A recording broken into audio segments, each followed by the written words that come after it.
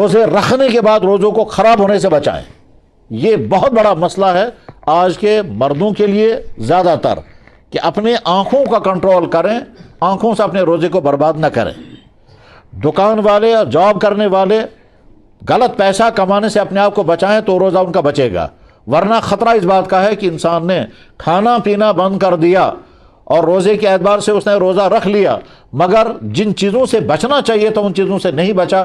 اس کی آنکھ کنٹرول میں نہیں رہی، اس کی زبان وہ سب کچھ بولتی رہی جو نہیں بولنا چاہیے تھا، اس کے کان وہ سب کچھ سنتے رہے جو نہیں سننا چاہیے تھا، اس نے دکان پر بیٹھ کر وہ سب کچھ کیا جو نہیں کرنا چاہیے تھا، اس نے آفس میں بیٹھ کر وہ سب کچھ کیا جو نہیں کرنا چاہیے تھا.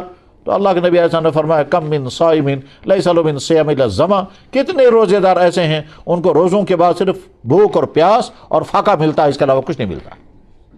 یہ ایسے ہی ہے جیسے مان لیجئے چھاتی خراب ہو گئی، ہم نے ڈاکٹر نے بہت پاورفل اچھی دوائی دی لیکن ساتھ میں جو پرہیز بتایا تھا وہ پرہیز ہم نے کیا نہیں. آئس کریم بھی کھاتے رہے، ٹھنڈا پانی پیتے رہے اور لیموں کا پانی پیتے رہے، دہی پیتے رہے. ڈاکٹر نے یہ ساری چیزیں بین کر دی تھی. اب ادھر سے ہم دوائی کھا رہے ہیں، ادھر سے یہ ساری چیزیں کھا رہے ہیں، چھاتی ٹھیک ہی نہیں ہو رہی. تو ہم نے ڈاکٹر سے کہا صاحب فائدہ تو ہوا ہی نہیں. کہنے لگا کیسے فائدہ ہوگا؟ ایک طرف سے تم بہت اچھی دوائی کھا رہے تھے لیکن دوسری طرف سے دوائی کے اثر کو ختم کرنے کے لیے تم نے بدپرہیزی کی، تو صحت کیسے ہو جائے گی؟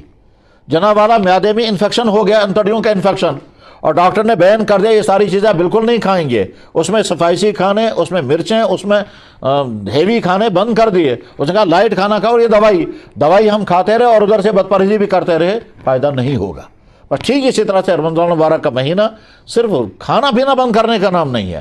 اگر ہم نے کھانا پینا بند کر دیا تو روزے کا پہلا سٹپ، مگر اس کے بعد پھر جیسے پیٹ کا روزہ ہے بھوک کی برداشت کرنا، جیسے پیٹ کا روزہ ہے پانی پیاس برداشت کرنا، ایسے آنکھوں کا بھی روزہ، کانوں کا بھی روزہ، دماغ کا بھی روزہ، کمانے کا بھی روزہ، ہر چیز کا روزہ ہے. جب ہر چیز کو ہم کنٹرول کریں گے لعلکم تتقون تو ہمارے اندر تقوی پیدا ہوگا.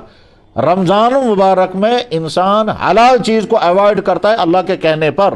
اب وہی اللہ رمضان مبارک کے بعد کہیں گے اس چیز کو ایوائڈ کرو، یہ حرام ہے. رمضان میں تم نے حلال چیز میرے کہنے سے چھوڑ دی، رمضان کے بعد اب میں اس کو حرام کر رہا ہوں، یہ ہمیشہ کے لیے حرام ہے. جب تم حلال چیز سے بچنے میں کامیاب ہو گئے تو حرام چیز سے بچنے میں بہت آسانی کے ساتھ کامیاب ہوں گے. اور جیسا رمضان گزرنا چاہیے اور اس رمضان کے جتنے فائدے ملنے چاہیے وہ سارے فائدے اللہ تعالی ہم کو عطا فرمائے. وآخر دعوانا الحمدللہ رب العالمین برحمتک یا ارحم الراحمین.